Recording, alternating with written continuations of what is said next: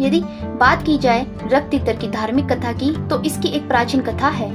हिमालय के घने जंगलों में एक महान संत ध्यान में लीन थे। वे एकांत में रहकर तपस्या करते थे और उनकी साधना इतनी प्रभावशाली थी कि देवता भी उनकी तपस्या को देखते रहते थे। एक दिन जब संत गहरी समाधि में थे, तब एक शिकारी उनके आश्रम के पास आया। शिकारी ने देखा कि वहाँ एक सुंदर पक्षी बैठा हुआ था, जिसकी छाती लाल रंग की थी और जो शांत भाव से ध्यानमग्न लग रहा था।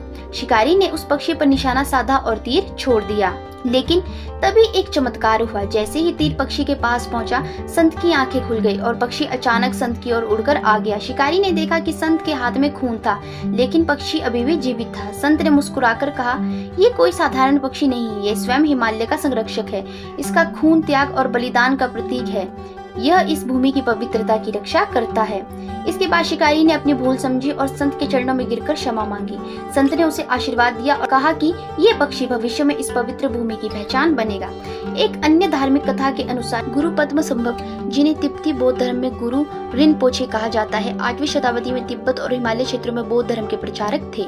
जब वे सिक्किम के पहाड़ों पर ध्यान कर रहे थे, तो कुछ असुर शक्तियां और दुष्ट आत्माएं वहां उत्पात मचा रही थी। गुरु पद्मसंभव ने इन नकारात्मक शक्तियों को पराजित करने के लिए रक्त तीतर का आह्वान किया। ऐसा माना जाता है कि ये पक्षी गुरु पद्मसंभव के एक शक्तिशाली मंत्र के प्रभाव से प्रकट हुआ और उसने अपने लाल रक्त रंग से पवित्रता और शुद्धि का प्रकाश फैलाया।